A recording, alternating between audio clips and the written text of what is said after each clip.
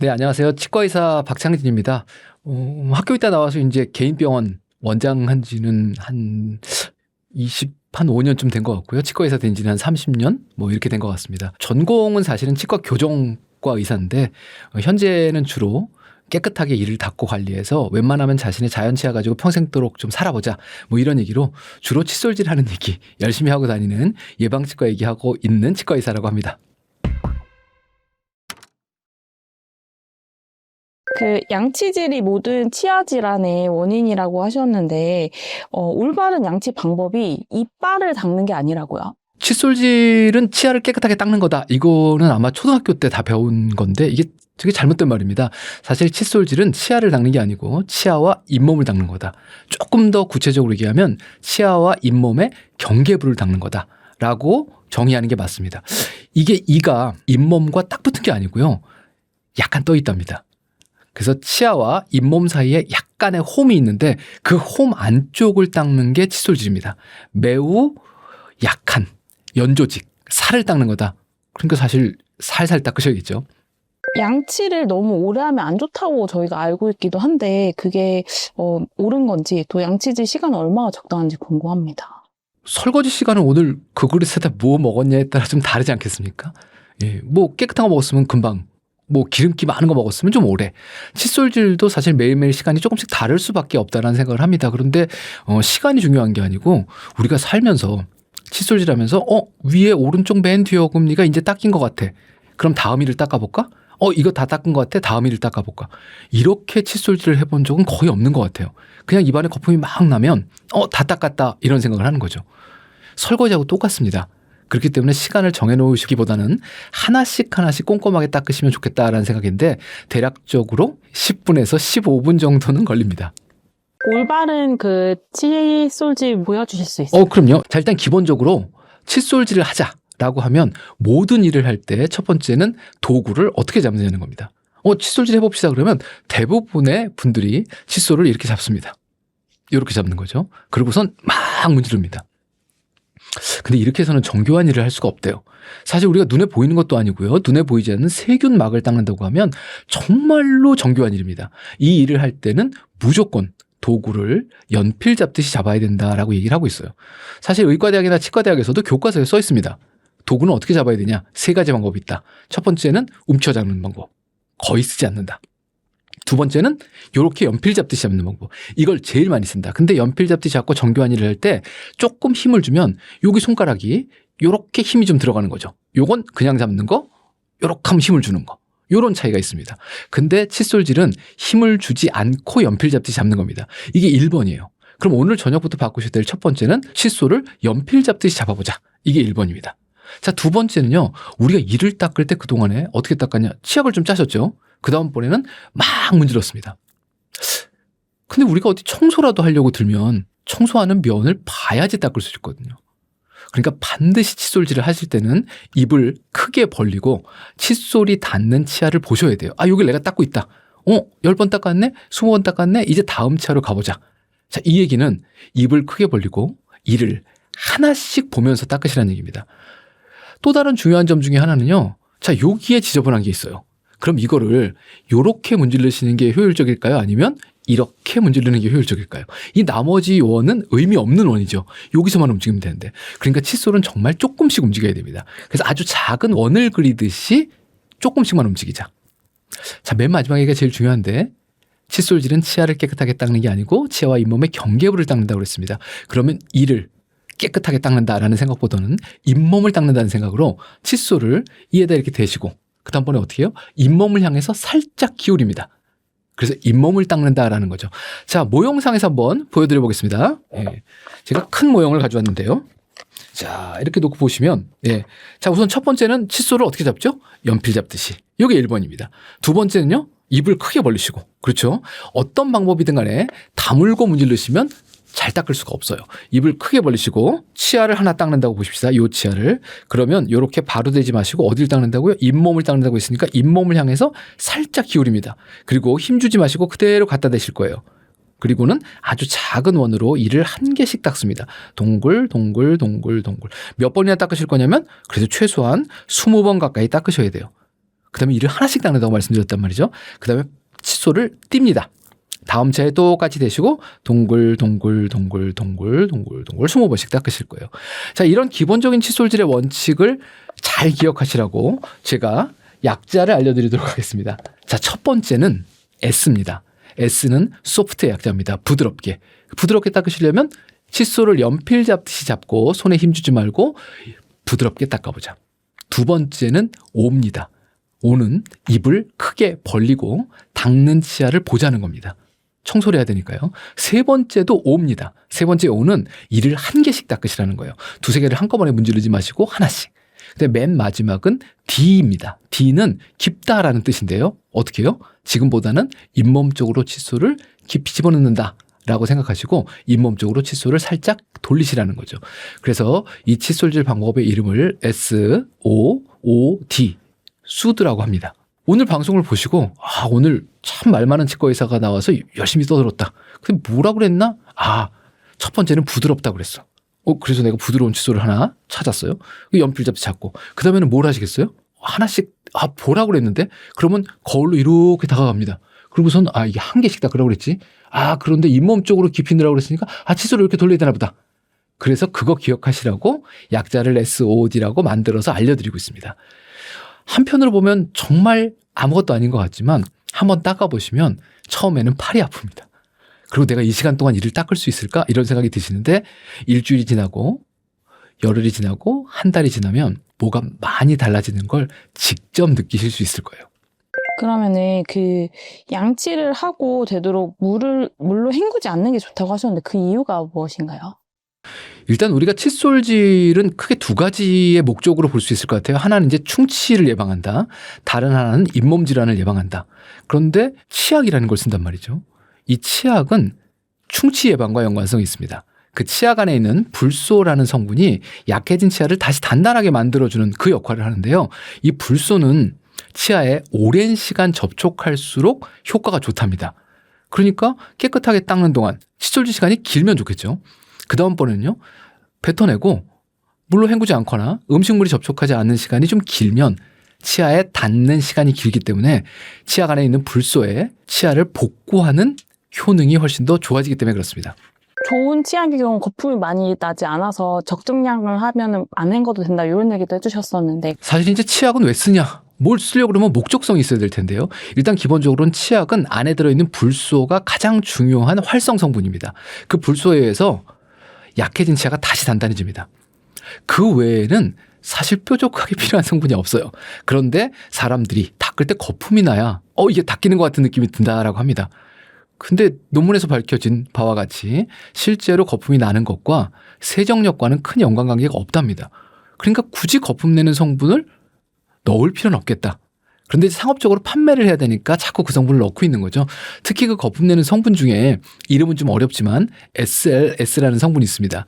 이게 이제 소듐 라우릴 설페이트라는 성분인데 이게 거품 내는 성분 중에 가장 대중적으로 많이 쓰이고 있는 건데 입안에 닿으면 점막을 자극하는 성분이라 별로 좋지 않다고 그럽니다. 그래서 예전에 알고 계신 대로 최소한 10번 이상 충분히 헹구세요 라는 얘기를 들으셨다면 그런 성분을 헹궈내라는 얘기를 들으신 거예요. 근데 지금 현재 그런 성분이 들어가 있지 않은 만약에 좋은 성분의 치약을 쓰신다면 그렇게까지 헹궈내실 필요는 없고 그렇게 덜 헹궈내시면 불소의 효과가 훨씬 더 증폭된다라고 볼 수 있는 거죠.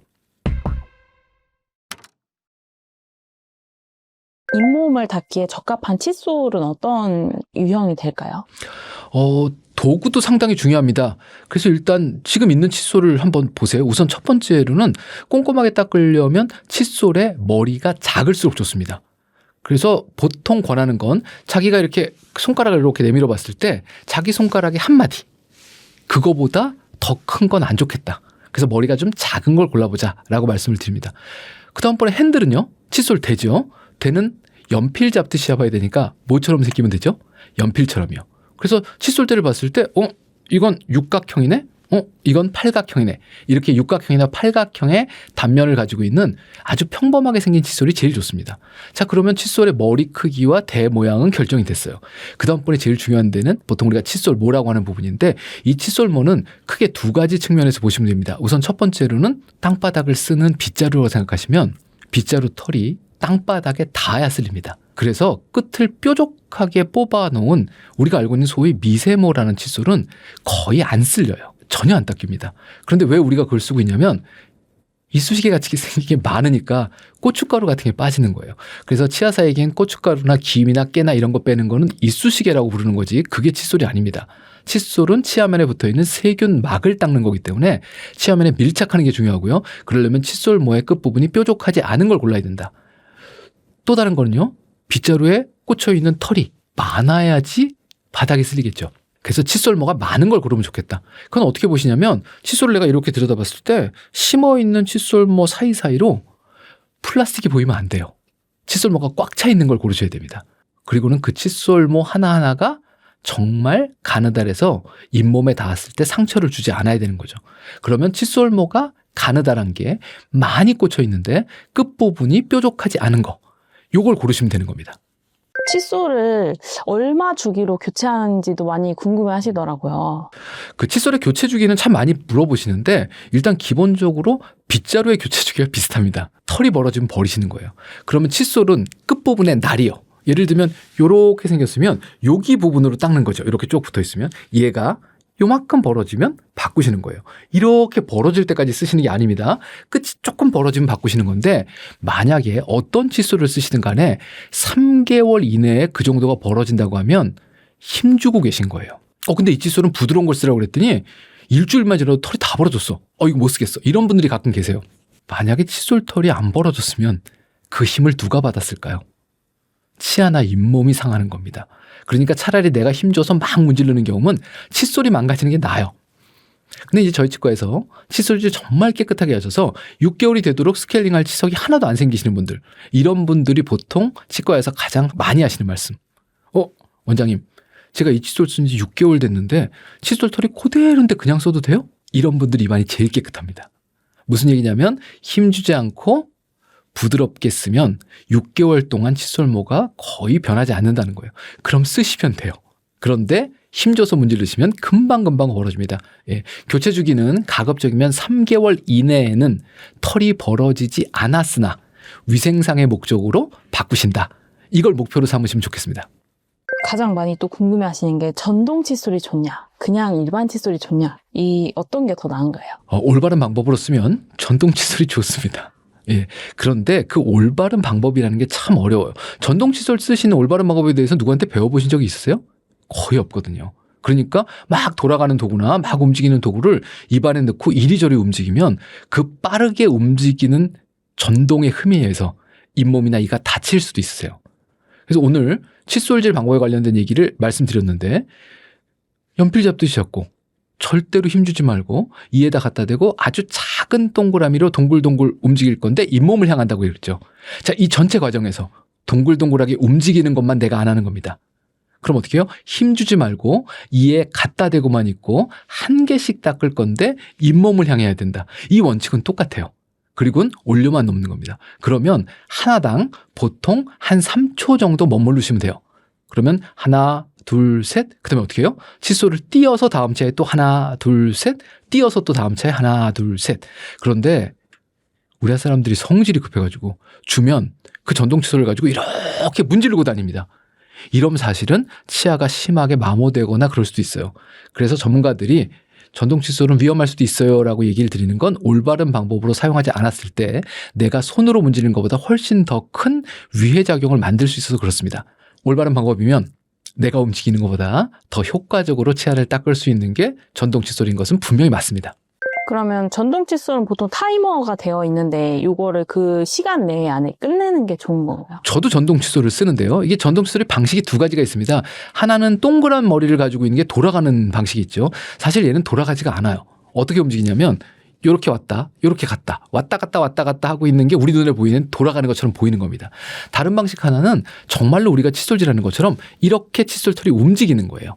이 두 가지 방식 중에는 실제로는 이렇게 움직이는 방식을 치과 의사들이 더 선호하는 건 맞습니다. 자, 이렇게 갖다 대고 있으면 어느 정도 시간이면 입안에 28개의 치아를 모두 다 닦을 수 있느냐? 제가 써보니까요. 그래도 4분은 걸리는 것 같아요. 근데 보통 전동 칫솔의 타이머가 거의 대부분이 2분입니다. 그래서 보통 2분짜리 타이머를 가지고 있는 경우에는 위에 2분, 아래 2분 이렇게 해서 4분으로 2번 돌려서 쓰시라고 보통 권하고 있습니다. 안에서 밖으로 이렇게 밀어내듯이 칫솔질 하는 게 좋다 이런 것도 있었는데 그 방법도 그럼 맞는 건가요? 아니면 잇몸 쪽으로만 하는 게 맞을까요? 지금 그 방법을 우리나라에서 되게 많이 가르치고 있는 게 맞아요. 그걸 보통 회전법이라고 그럽니다. 칫솔을 회전시키는 거죠. 근데 그 방법이 잘못된 방법이기 때문에 제가 열심히 이 방법은 옳지 않아요. 이렇게 닦으세요라고 말씀을 드리고 있습니다. 왜 옳지 않다고 말씀드리냐면 치아와 잇몸 사이에는 좁은 틈이 있다고 말씀드렸죠. 그런데 자, 윗니를 한번 보겠습니다. 위에니는 이렇게 잇몸들이 있죠. 그러면 잇몸이 어느 방향으로 열려 있냐면 이렇게 열려 있어요. 그죠? 여기 치아가 닿아 있으니까. 그럼 털을 어떻게 해야 되죠? 이렇게 닿아야지 닦이겠죠. 그런데 만약에 우리가 여기다가 대고 이렇게 훑어내리면 그 홈에 들어갑니까? 하나도 안 들어가죠. 이건 이렇게 쓸어내서 음식물 찌꺼기만 빼는데 효과적입니다. 그래서 사실 이쑤시개를 쓰는 방법이지 세균막을 제대로 조절하는 방법은 아니라고 볼 수 있어요. 또 다른 거는 칫솔질을 할 때 칫솔을 움켜쥐라고 가르치고 있습니다. 이렇게 힘을 줘서 잡고 이렇게 훑어내리라고 있는데 이렇게 되면 치아가 마모될 가능성도 되게 높은 거죠. 그래서 우리가 눈에 보이지 않는 현미경적인 세균막을 닦는다고 생각하면 칫솔질을 잡는 방법부터 그 다음번에 칫솔모가 위치하는 각도까지 그 회전법이라는 방법은 논리적으로 맞지 않는 방법입니다. 치간 칫솔이 필요한 이유와 올바른 사용법이 좀 궁금합니다. 치아와 치아가 서로 맞닿아 있죠. 그래서 이렇게 쭉 붙어 있습니다. 그런데 이렇게 붙어 있는 면하고 그 밑에 면에는 실제적으로 칫솔이 안 들어갑니다. 제가 모형을 보고 잠깐 보여드리면 자, 우리가 아까 수드라는 방법으로 칫솔을 넣는다고 말씀드렸지만 자, 이렇게 해서 칫솔을 이렇게 넣으면 치아와 치아 사이에 칫솔질이 쏙 들어간 게 보여요. 자, 안쪽에도 똑같은 방법으로 집어넣으면 그렇게 만들 수 있습니다. 그런데 여기 바로 이와 이가 닿은 만나는 면 바로 밑에 쪽엔 어떤 방법을 써도 칫솔이 들어가지 않습니다. 그럼 거기를 뭘로 닦을 거냐? 알고 계신 도구는 크게 두 가지가 있습니다. 하나는 실이죠. 치실. 다른 하나는 치간 칫솔입니다. 자, 그런데 누가 청소를 하라고 저한테 실을 한 가닥 주는 거하고 빗자루를 하나를 주는 거하고 이건 우리가 그냥 상식적으로 생각해도 빗자루가 훨씬 더 낫겠죠. 또 다른 거는 치아면이 만약에 이렇게 아주 매끈하다면 힘들지만 실 가지고 열심히 문질러서 닦을 수는 있을 것 같아요. 그런데 만약에 치아면이 이렇게 사이사이에 홈이 있다면 아무리 실을 써도 이 홈엔 안 들어갈 거란 말이죠. 그래서 치실보다는 치간 칫솔이 훨씬 더 효용성이 좋은 도구라고 이야기를 하고 있습니다. 논문에 따르면 그 치아끼리 닿아 있는 면적을 다 더해보면 실제적으로 자기 손바닥 면적만큼이 나온대요.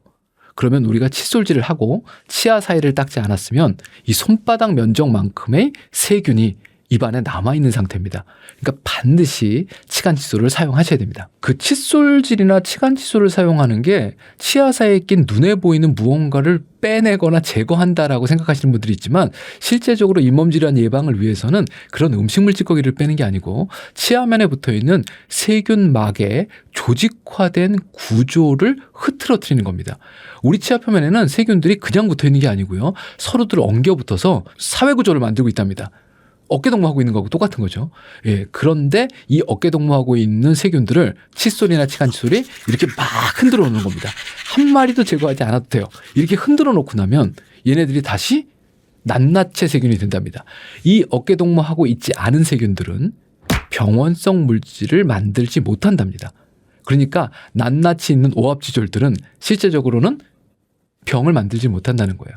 그럼 우리가 칫솔질이나 치간 칫솔의 사용은 세균을 제거하는 게 아니고 세균의 조직화된 구조를 흐트러뜨리는 겁니다. 얼마에 한 번씩이 효과적이냐?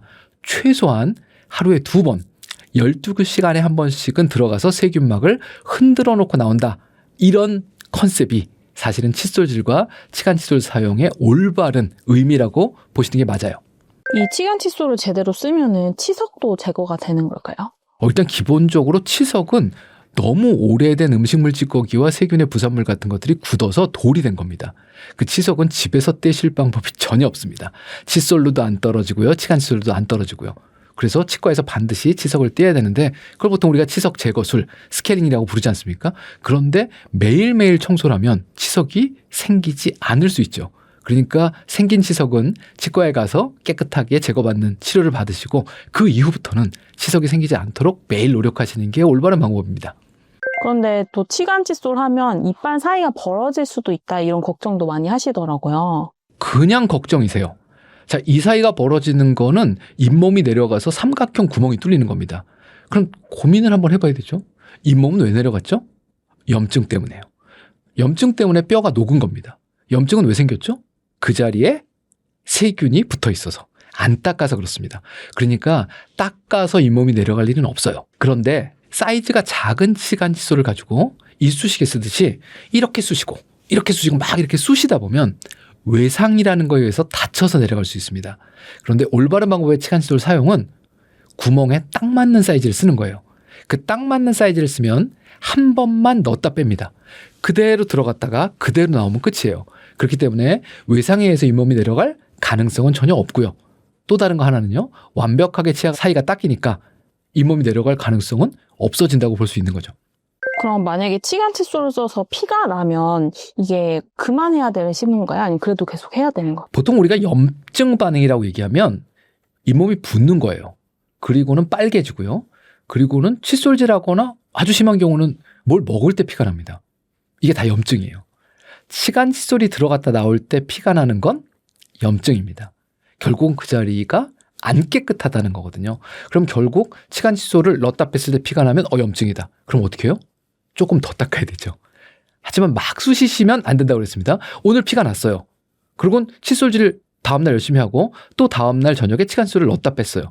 이렇게 해서 3일, 5일, 일주일이 되면 놀랍게도 그 자리에서 피 나는 게 없어집니다.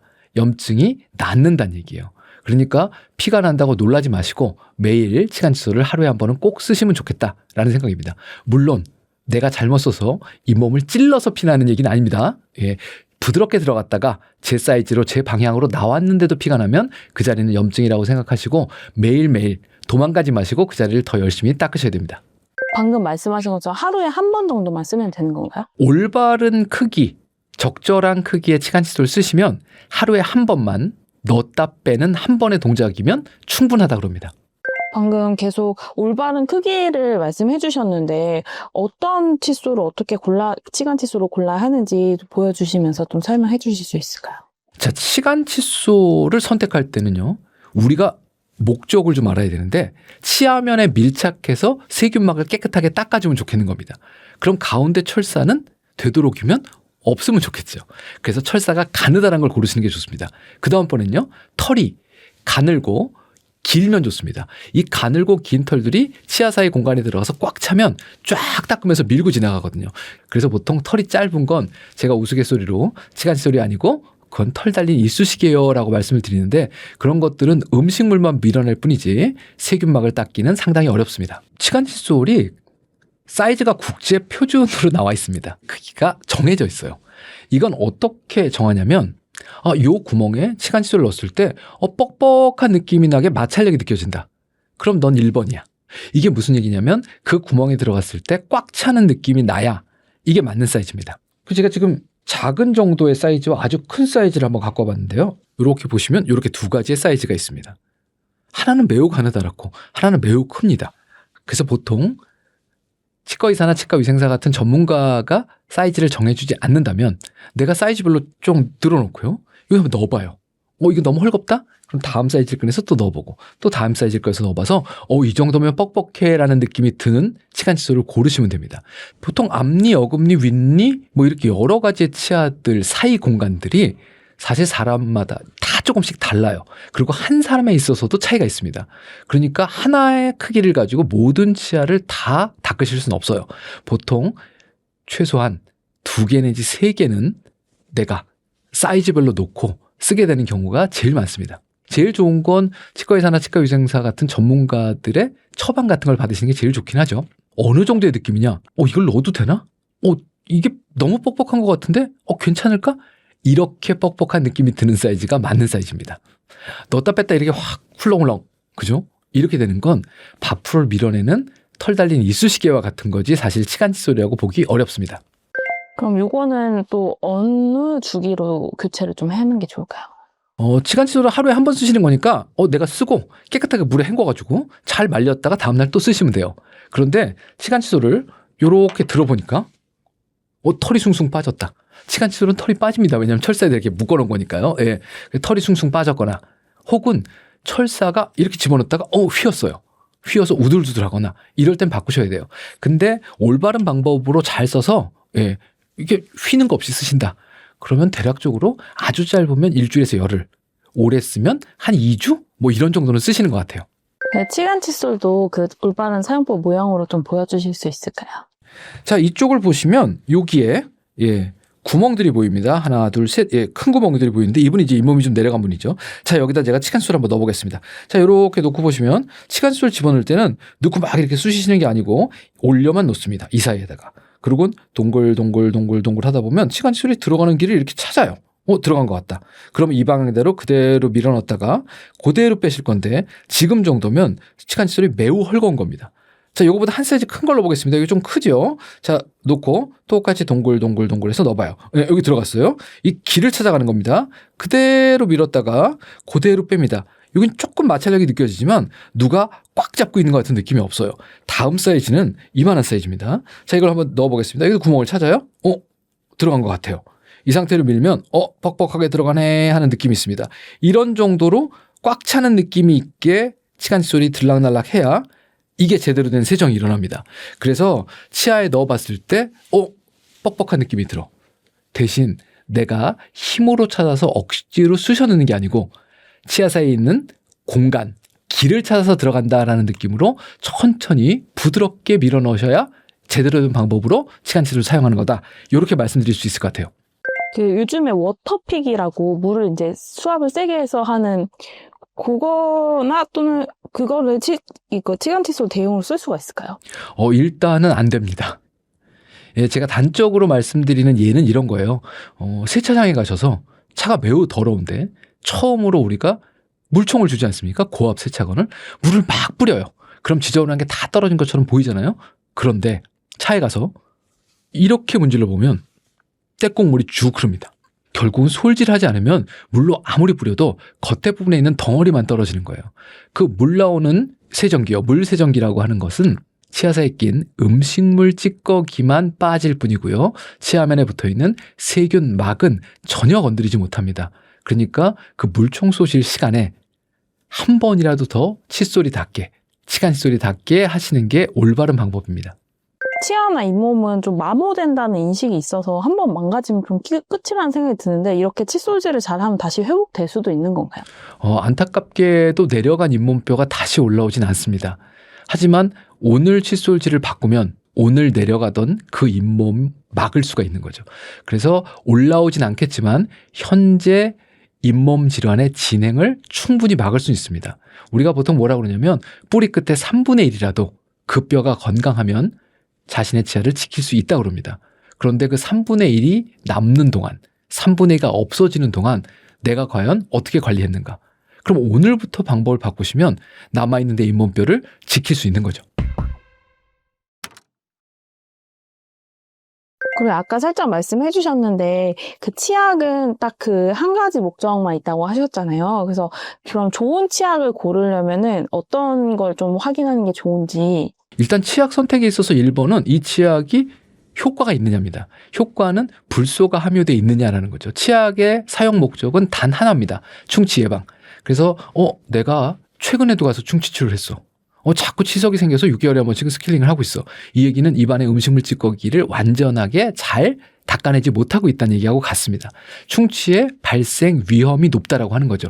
이런 경우는 보통 불소의 함유량을 1500ppm 가까운 불소 치약을 쓰라고 그럽니다. 근데 국내에서 지금 판매되고 있는 것 중에 1500ppm에 가장 가까운 농도는 1450이에요. 그러니까 머릿속에 1450ppm짜리 치약을 골라야겠다. 이게 1번입니다. 그런데 내가 갈 때마다 치과에서 치석도 없다고 그래요. 한 5년 가까이 충치 치료 받은 적도 없어요. 아픈 데도 없어요. 그럼 이분은 관리가 잘 되시는 분이요. 이런 분들은 대략적으로 한 900, 1000 이런 정도 불소 농도를 쓰시면 된대요. 그럼 사실은 대다수의 국민은 1450ppm을 써야 되는 겁니다. 자, 첫 번째는 불소 농도입니다. 두 번째는 가급적이면 거품이 덜 나면 좋겠어요. 치약을 이렇게 뒤집어 보시면 뒤에 깨알 같은 글씨로 성분표가 써 있습니다. 거기에 라우릴 황산염이라든가 라우릴 황산나트륨, 소듐 라우릴 설페이트 이런 것들이 써 있는 거. 요 세 가지가 다 똑같은 겁니다. 예, 이런 계면활성제가 안 드는 걸 쓰시면 좋겠다라는 거고요. 이게 잘 안 보이시면 우리가 칫솔질 끝나고 나서 귤이나 오렌지나 오렌지 주스 같은 거 먹었을 때 맛이 뜰뜰한 이거는 전부 다 그 SLS라는 안 좋은 계면활성제가 들었던 치약을 쓰신 겁니다. 이 두 가지가 선택의 가장 중요한 척도라고 보시면 될 것 같아요. 그 외에도 연마제라든가 뭐 향료라든가 이런 게 있는데 실제로 연마제는 일반 소비자가 파악하기 되게 어렵고요. 마지막으로 이 향료에 관련된 부분은 치약을 대부분 다 화한 맛을 선호합니다. 그래야지 이가 딱 낀 것 같고 상쾌한 느낌이 들거든요. 목욕 안 하고 향수 뿌리는 거하고 똑같습니다. 그래서 치약은 향이 없어야 또 맛도 없어야 맛이 없다는 건 무맛입니다. 그래야 칫솔질을 깨끗하게 해서 정말로 상쾌해진 그 느낌을 느끼실 수 있어요. 그리고 그렇게 강한 향은 점막에 자극을 준답니다. 그래서 거품 안 나고 아무 맛도 없고 향도 없고 그리고 필요한 불소만 들어있는 치약. 사실 이 치약이 가장 좋은 치약입니다. 그 불소 수치가 모든 치약이 다 써 있나요? 네, 그거는 식약처에서 무조건 표시하라고 만들어진 법적 사항이기 때문에 모든 치약에 써 있습니다. 사실 막 민트 향, 뭐 이런 향이 가미되거나 미백, 강조 뭐 이런 것들이 있는 건 오히려 좀 더 안 좋을 가능성도 있겠네요. 네, 일단 향이 강한 건 점막의 자극 성분이기 때문에 권하지 않는다. 그다음에 향이 강하면 칫솔질 시간을 자꾸 짧게 만들어요. 내가 칫솔질 한 것 같은 착각을 만드는 거죠. 그다음에 이제 미백 기능이 있다라고 하는 치약들은 실제적으로 아주 단적으로 비유를 해드리면 이렇습니다. 치과의사가 사용하는 미백 방법에 약품을 쓰거든요. 이게 뭐하고 비슷하냐면 산소방울이 하얀 옷을 선명하게 만드는 이 원리하고 똑같아요. 그래서 산소방울이 나오는 약품을 치아에 접촉시켜서 때를 뽑아내는 겁니다. 그런데 보통 10% 농도의 그 약품이 하루에 최소한 6시간에서 8시간 정도 치아에 밀착하고 있을 때 한 달 정도가 되면 미백 효과가 있대요. 자, 그럼 하루 8시간 10% 한 달입니다. 자, 첫 번째, 칫솔질을 해서 치약을 하루에 8시간 접촉시킬 수 있느냐? 없겠죠. 두 번째, 치약 안에 포함할 수 있는 그 동일한 약품, 그렇죠? 치과에서 사용하는 것과 동일한 약품의 최대 농도는 3%입니다. 치과에서는 10%. 그리고는 한 달이에요. 그러니까 결국 치약을 가지고 미백을 하는 일은 거의 불가능하다라고 생각하시는 게 맞습니다. 미백 제품 이렇게 파는 것들도 그닥 효과는 크지 않겠네요. 네. 단적으로 그렇고요. 제품을 판매하기 위해서는 허가를 받아야 되는데 치과에서 사용하고 있는 그 과산화수소 같은 미백제 성분이 들어있으면 미백이 된다라고 쓸 수는 있습니다. 근데 실제적으로는 3%냐 10%냐 그 다음에 하루에 8시간 밀착이냐 치약에 있어서 불과 몇 분 접촉이냐 이 두 가지 비교만 해봐도 치약이 과연 미백 효과가 있을까라는 거에 대한 답은 금방 나올 것 같습니다. 그리고 이제 양치를 못할 경우에 가글이나 뭐 리스테린 같은 거로 이제 때우시는 경우도 많은데 오히려 그게 좋지 않다고 하셨어요. 그 이유가 무엇일까요? 일단 가글제는 입안에 있는 세균을 죽이는 성분이 맞습니다. 그런데 우선 첫 번째로 세균들이 모여서 어깨동무를 하고 있는 이 굴락을 만든 형태, 이 굴락을 만든 형태에는 크게 작용하지 못합니다. 결국 병원성을 만들어내는 세균의 집합체에는 큰 효과가 없다. 그럼 어디 효과가 있느냐? 아직 집합체를 만들기 전에 둥둥 떠다니는 세균들한테만 효과가 있어요. 있긴 있는 거죠. 또 다른 문제점은요. 입안에는 우리가 같이 살고 있는 상주균, 또 우리한테 도움을 주는 유익균, 이런 다양한 균들이 모여 있는데 실제로 우리는 세균과 함께 살고 있는 겁니다. 이 세균의 평형 상태를 깰 수 있답니다. 그래서 만약에 꼭 필요한 경우라면 치과에서 일정 기간 동안 가글제를 사용하시라고 권해드립니다. 하지만 매일, 그렇죠? 혹은 매 끼마다 이걸 대놓고 쓰시면 안 된다는 거. 또 다른 거 하나는 이걸 쓰면서 사람들이 자꾸 칫솔질을 안 하려고 해요. 기계적인 세정이 전체 구강 건강의 90%를 담당한답니다. 뭘 쓰시든 그렇죠. 그 외의 방법. 화학적인 가글 같은 경우는 10% 중에서도 아주 일부분이에요. 그러니까 거기는 전적으로 의존하시면 안 된다는 겁니다. 그러면 구강 뭐 유산균이나 뭐 잇몸약 이런 것들은 뭐 근본적인 치료제가 될 수는 좀 없겠네요. 전혀 없습니다. 일단은 기계적인 세정이, 그렇죠. 칫솔질과 치간 칫솔의 사용이 90%입니다. 그리고 전문 학회에서 현재까지 나와 있는 바로는 잇몸약에 대해서는 거의 언급을 하지 않고 있습니다. 왜냐하면 거의 가치가 없기 때문에 그렇습니다. 그다음에 구강 유산균이라는 게 요즘 유행인데 그 구강 유산균에 관해서는 전문 학회에서 지침이 나온 게 있습니다. 현재까지 임상적으로 확실하게 밝혀진 바가 없다. 그러니까 환자에게 권고하는 것을 권하지는 않는다라고 명시하고 있습니다. 제가 최근에도 봤는데 여전히 그 소금물로 양치를 하거나 입을 헹구면 치아가 튼튼해진다 이런 그 릴스가 아직도 있더라고요. 그래서 이것도 좀 낭설이라고요. 기본적으로 약이 없던 시절에 썼던 방법들을 현대에서 쓰는 거는 조금 왜 그럴까라는 생각을 할 수밖에 없는 거죠. 소금은 세균을 죽입니다. 그렇죠. 그러니까 우리가 새우젓도 담그고 생선 젓갈도 담가도 썩지 않는 거죠. 그 반대로 설탕도 세균을 죽입니다. 그러니까 우리가 잼을 만드는 거지 않습니까? 예. 이게 무슨 얘기냐면 화학물질의 농도가 높아지면 세균들이 삼투압에 의해서 이제 터져 죽는 거죠. 그런 원리로 소금이 효과가 있다는 거지 소금에 무슨 대단한 성분이 있어서 그런 건 사실 아닙니다. 그래서 우리 몸에 있는 것보다 조금 더 짠 소금을 집어넣으면 세균들이 조절이 될 수 있죠. 하지만 우리 몸에서도 짠맛이 나고 여러 가지 안 좋은 일들이 생길 수 있습니다. 권하고 싶은 건 올바른 방법으로 칫솔질 하세요 라고 권하고 싶습니다. 치약 같은 제대로 된 성분 혹은 제품이 없었을 때 예전에는 소금으로 이를 문질러서 닦기도 했고 그보다 그 전에는 마당에 있는 흙이나 모래 가지고 문질렀답니다. 이 모든 것의 원리는 거칠거칠한 것으로 치아 표면을 닦겠다는 거죠. 철수세미로 이를 문지르는 거하고 똑같습니다. 그래서 굵은 소금, 고운 소금 뭐 할 거 없이 소금으로 이를 문지르시면 이가 닳습니다. 현대 치약은 그 마모제 성분을 극도로 조절해서 이가 깎이지 않으면서 세정 효과를 얻을 수 있도록 연구 개발해서 만든 제품입니다. 가급적이면 소금으로 이를 문지르시는 일은 안 하셨으면 좋겠습니다. 혓바닥을 양치 끝에 이제 닦는 그것도 요새 좀 관심이 많으신데 요걸 이렇게 닦아야 되는 이유가 뭘까요? 일단 혀에는 무지하게 작은 돌기 홈이 있답니다. 그래서 그 사이에 음식물도 끼어 있고요. 세균도 같이 모여서 산답니다. 그래서 혀만 깨끗하게 닦아도 입냄새의 한 70% 이상이 줄어든다고 그래요. 그래서 혀를 반드시 닦으셔야 됩니다. 뭐 매번 닦으시는 것도 괜찮지만 사실 저녁에 한 번 정도는 꼭 닦으시면 좋겠다라는 생각이고 이 혀를 닦을 때는 칫솔 모양의 털이 있는 도구보다는 날이 있는 도구를 쓰는 게 효율적이다라고 얘기를 하고 있습니다. 적게는 한 15에서 많으면 한 30% 날 있는 도구가 세정력이 더 낫다라고 하고 있습니다. 그 날이라는 건 A4 용지 세워서 이렇게 우리가 손으로 문질러 봤을 때 그 정도의 날카로운 얇은 면 있지 않습니까? 요 면이 있는 걸로 요렇게 긁어내는 거죠. 그래서 털이 있는 형태보다는 날이 있는 형태를 고르시면 좋겠다. 그리고 그 날은 플라스틱 재질도 있고요. 금속 재질도 있고 그렇습니다.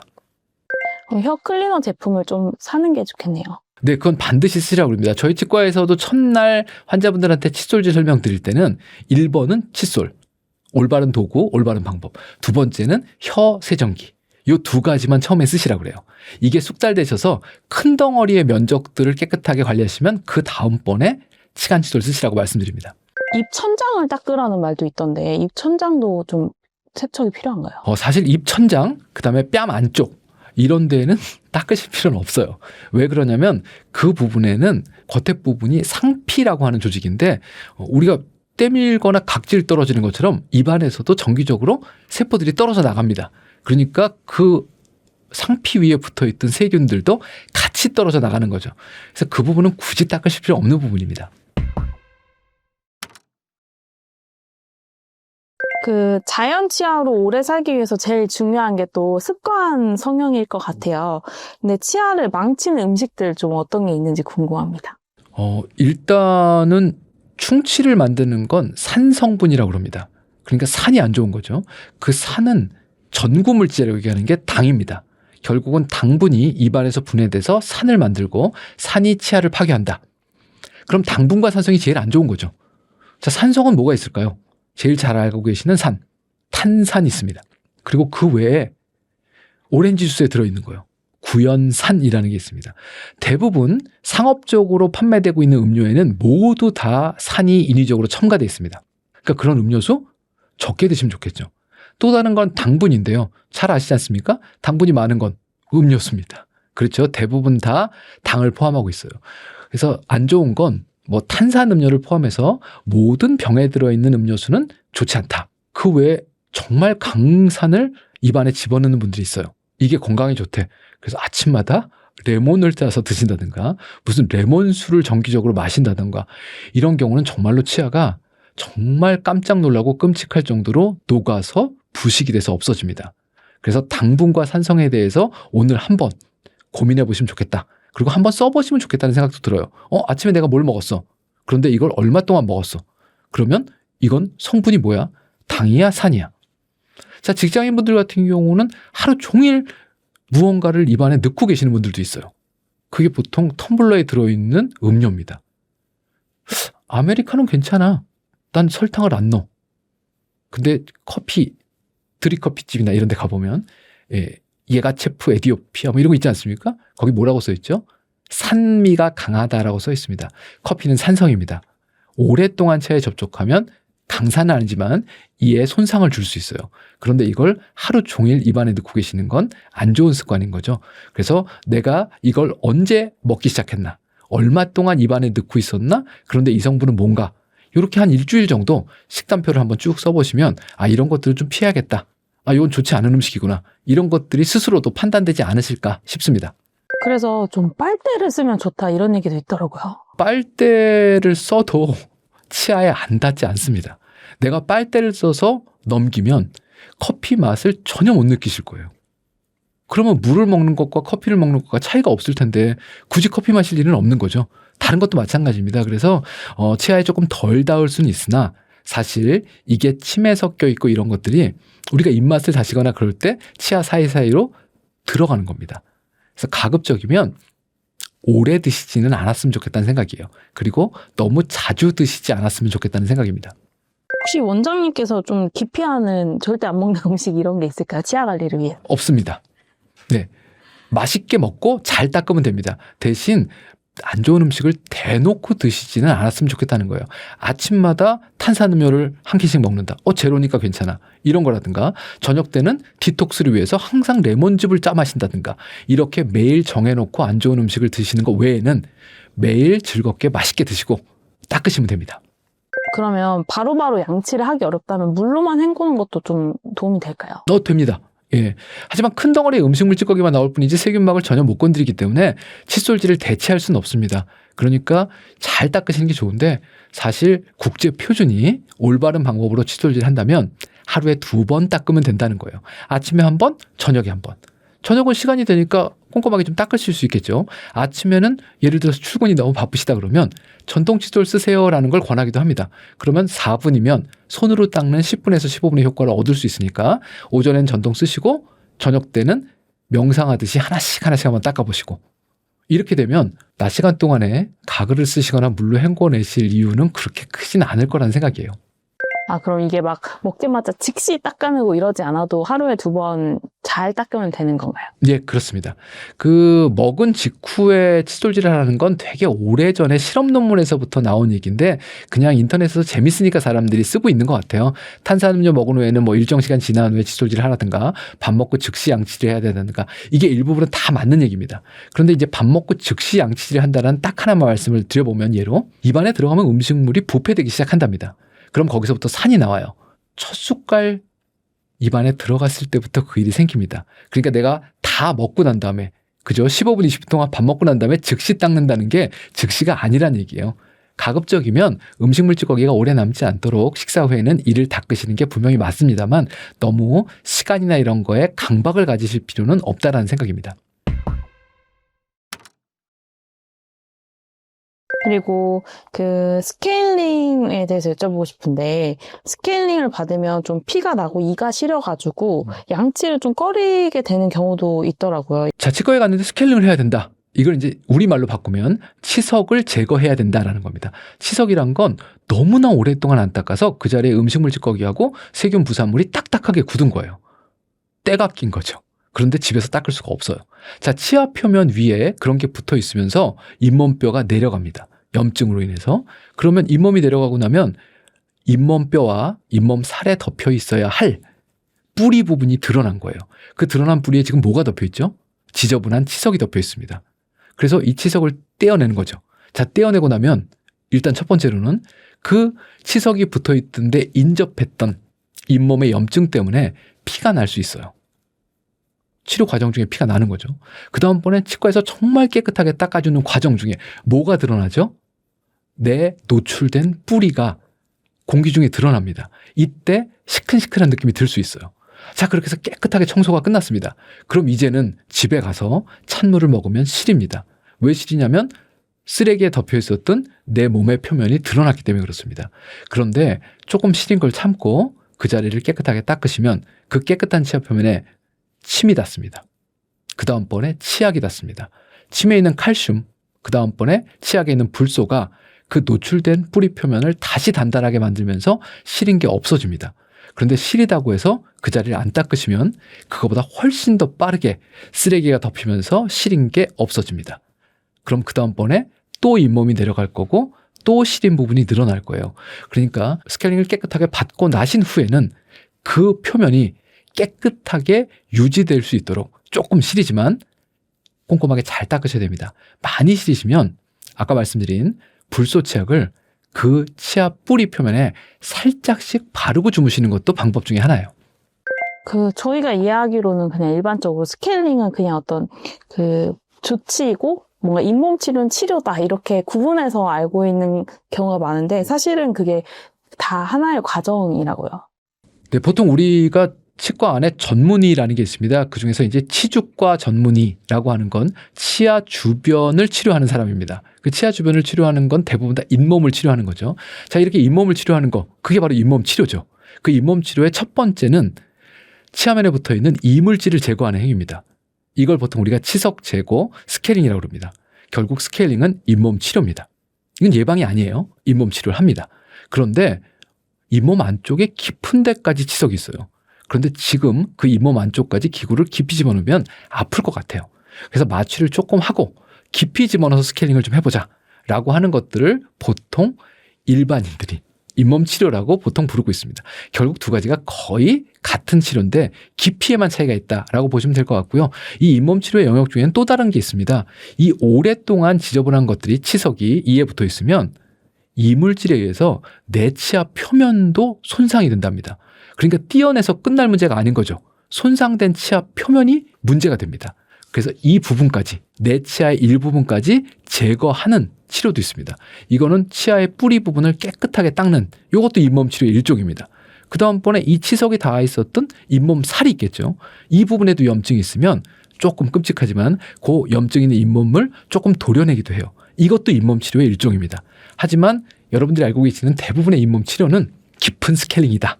이렇게 생각하셔도 될 것 같습니다. 그래서 부탁드리고 싶은 건 스케일링은 잇몸 치료의 일종이다. 그러니까 가볍게 생각하지 않으시면 좋겠다. 그리고요, 열심히 닦으시면 치석이 생기지 않기 때문에 인생에서 스케일링이 없어지는 날이 올 수도 있다라는 이 사실도 꼭 믿어주셨으면 좋겠다는 생각입니다. 그럼 스케일링 적정 주기라는 게 혹시 있을까요? 없습니다. 결국 내가 잘 닦으면 6개월이 되든 1년이 되든 스케일링을 할 필요가 없어지는 그런 날이 옵니다. 그런데 내가 칫솔질이 안 되면 보통 한 달이 지나면 치석이 다시 생깁니다. 그럼 내가 칫솔질이 잘 안 되고 있는 사람이다. 그럼 매달 가도 치석을 떼어야 돼요. 스케일링 하셔야 돼요. 이런 얘기를 들을 수 있어요. 조금 되는 사람이면 3개월 후에 갔는데 조금 치석이 생겼네요. 이런 얘기 들으실 수 있고요. 6개월 만에 갔는데 별게 없네요. 아무것도 안 하고 가셔도 될 것 같아요. 그래서 내가 매일 어떻게 관리하느냐에 따라서 스케일링의 주기는 달라질 것이다. 그리고 6개월에 한 번씩 스케일링을 내가 꾸준하게 받고 있다는 얘기는 6개월 동안 칫솔질을 제대로 안 한 곳이 그렇게 많다라는 걸 치과에서 입증받고 있다라고 받아들이셔야 됩니다. 라미네이트나 미백 치료, 교정 등 이제 치아 성형 치료도 되게 다양하던데 이런 치료 중에 좀 되도록 좀 조심하고 좀 권하지 않는 치료가 있을까요? 이게 치아라는 조직은 이하고 웃었을 때 하얗고 그 다음에 가지런하고 이런 것들은 보통 미적인 요소라고 합니다. 다른 쪽은요, 평생 동안 이걸 가지고 씹어먹고 있습니다. 그래서 치아는 단순히 미적인 것 외에 기능적인 요소를 가지고 있는 기관이라고 얘기를 하고 있어요. 그래서 기능적인 요소가 전혀 없는 상태에서 완전히 미적인 목적만으로 치료를 한다 그러면 한 번쯤은 깊게 고민해 볼 필요가 있다라는 생각입니다. 교정치료, 가지런해지면 좋겠어. 이건 맞는 얘기죠. 어떻게 해요? 예뻐 보이기 위해서. 그런데 이 가지런한 이가 만들어지려면 삐뚤어진 이가 펴져야 되고요. 그 과정 중에 어금니의 기능도 좋아집니다. 그러니까 교정치료의 거의 대부분은 기능과 심미를 둘 다 가지고 있는 치료예요. 그런데 앞니가 색깔이 마음에 안 들어. 그래서 나는 이 앞니를 깎아내고 하얀 색깔로 하고 싶어. 이거는 어금니가 만약에 잘 씹히고 있는 경우라면 오로지 미적인 것 때문에 하는 거죠. 그래서 네일을 일정 부분 깎아내는 겁니다. 이런 경우에는 기능적인 면이 전혀 없는 경우에 있어서는 한번 심각하게 고민해 보시는 거를 보통 권하고 있습니다. 그 깎는 그 치료가 라미네이트인가요? 보통 라미네이트라고 얘기하는 건 치아의 바깥면을 깎습니다. 그래서 많이 깎진 않아요. 뭐하고 비슷하냐면 네일 붙이는 거하고 비슷해요. 그래서 치아를 깎고 거기에 젤네일 손톱 같은 하얀색을 붙여주는 겁니다. 하지만 그 두께만큼은 치아를 깎아야 돼요. 그 다음번에 이건 치아의 모양 자체가 이상해. 그럼 치아를 완전히 돌아가면서 다 깎습니다. 그렇죠. 많이 깎는 거죠. 그러고 난 다음에 다른 모양의 다른 색깔의 이를 끼우는 거. 이걸 보통 우리가 크라운이라고 얘기를 합니다. 근데 실제로 라미네이트는 정말 색깔만 바꾸거나 아니면 정말 조금 삐뚤어진 걸 바로잡을 때만 쓸 수 있어서 대부분의 경우에 적용할 수 있는 경우가 많지 않아요. 그러니까 우리가 옆에서 저 사람은 라미네이트를 해서 이가 가지런해졌어. 이런 얘기를 하는 경우면 대부분 다 라미네이트가 아니고 크라운이었을 가능성이 높습니다. 요즘에 그런 치료하는 분들이 많은가요? 생각보다 꽤 많이 있습니다. 그래서 보통 권하는 건 우선 1순위는 삐뚤어진 걸 피고 싶다. 그러면 내 이를 깎거나 하지 말고 교정치료하는 거를 1순위로 선택해 보시면 좋겠어요. 라고 권하는데 교정치료는 사실 기간도 오래 걸리고 장치도 붙여야 되고 그러니까 가급적이면 빨리 가지런해지면 좋겠다라는 생각으로 크라운이나 라미네이트를 선택하시는 분들이 좀 있어요. 근데 인생이 그렇지 않습니까? 올바른 방법을 하려면 힘도 들고 노력도 들고 시간도 걸리는 겁니다. 빨리 가려고 그러면 어쩔 수 없이 흔히 말하는 부작용이라는 게 그리고 좀 불완전한 것들이 만들어질 수밖에 없지 않을까 그런 생각이에요. 그리고 치과 치료하면 가장 이제 악명이 높은 게 신경치료인데 신경치료를 안 받고 차라리 이를 빼고 임플란트를 하겠다 이런 분들도 있는데 이런 분들께 좀 조언을 해주신다면? 뭐가 됐든 간에 내일만한 건 없습니다. 신경치료는 과정이 복잡하고 정말로 오랫동안 관리가 안 돼서 충치가 깊이 안쪽까지 들어가서 어쩔 수 없이 하게 된 일이에요. 그런데 내부의 신경을 완전히 다 제거한 상태라도 치아의 바깥 부분이 건전하면 씹는 맛을 느낄 수가 있어요. 이걸 보통 우리가 식감이라고 합니다. 파삭파삭해, 쫀득쫀득해. 임플란트는 그게 없습니다. 그렇기 때문에 밥을 먹는 맛이 많이 떨어져요. 그리고 뭐가 됐든 간에 망가졌어도 내 치아만한 거는 없다라는 생각이에요. 이렇게 말씀드리면 되게 끔찍하지만 내 손가락에 문제가 생겼다고 하더라도 어떻게든 감각이 조금 떨어지고 그렇다도 고쳐서 내 손가락을 쓰는 게 맞지 이걸 잘라내고 인공 손가락을 끼워 넣자라고 하면 누가 생각해도 내 손가락만 하진 못할 것이다라는 겁니다. 힘들고 불편한 건 사실은 치료하는 치과의사도 마찬가지입니다. 빼고 임플란트 심고 싶은 생각이 치과의사한테도 있을 것 같아요. 하지만 환자와 치과의사가 손붙들고 어떻게든 누구의 치아를요? 환자 본인의 자연 치아를 지키려는 신경치료 노력하는 이런 분위기가 됐으면 좋겠다는 그런 생각을 해봅니다. 그리고 임플란트를 하면 왠지 가짜이니까 튼튼하지 않을까 싶은데 임플란트를 해도 양치질이 중요하다고요. 임플란트는 사실은 티타늄이라고 하는 금속 재질의 기둥이 뼈 안에 들어가 있는 겁니다. 그럼 뼈하고 딱 붙어 있는데요. 이 제일 윗부분에는 잇몸 살하고 만나고 있겠죠. 결국은 치아와 똑같은 세균이 붙을 수 있는 위험한 구조를 가지고 있습니다.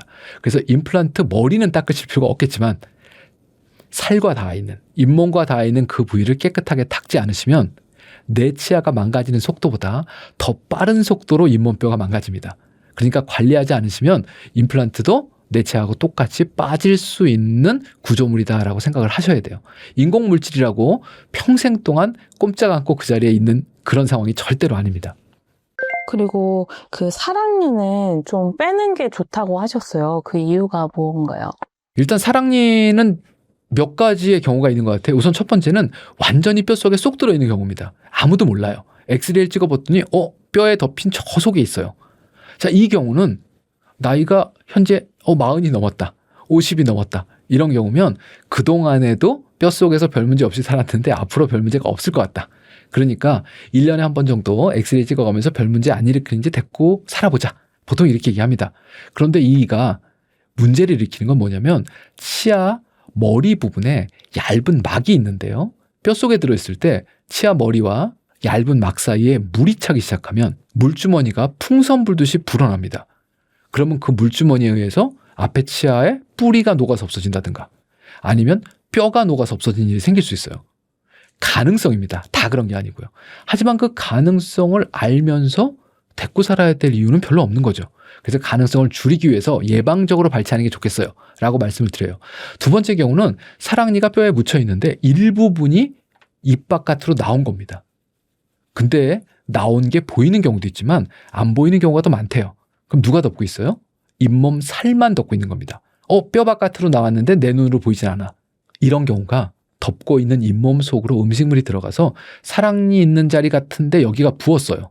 여기가 아파요. 이런 분들은 대부분 다 부분적으로 매복되어 있는 사랑입니다. 뭐가 들어가고 있는 거죠? 음식물 찌꺼기가요. 세균이요. 그러니까 이 경우는 선택의 여지 없이 빨리 빼시라고 그럽니다. 그 두 가지 다 예방적으로 발치하는 거죠.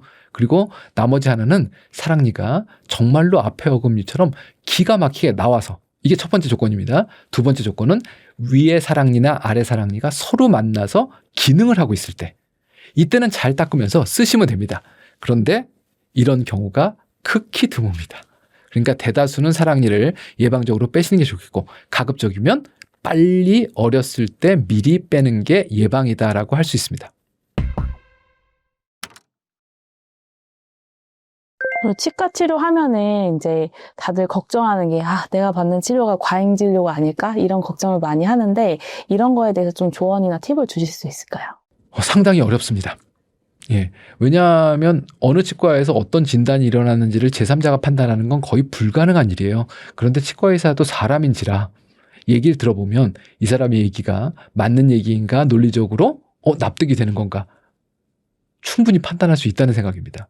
그러니까 이 진료가 정말 적절한 거고 내가 좋은 치료를 받고 있는가는 내가 치과 의사의 설명을 충분히 알아들었는가가 중요한 겁니다.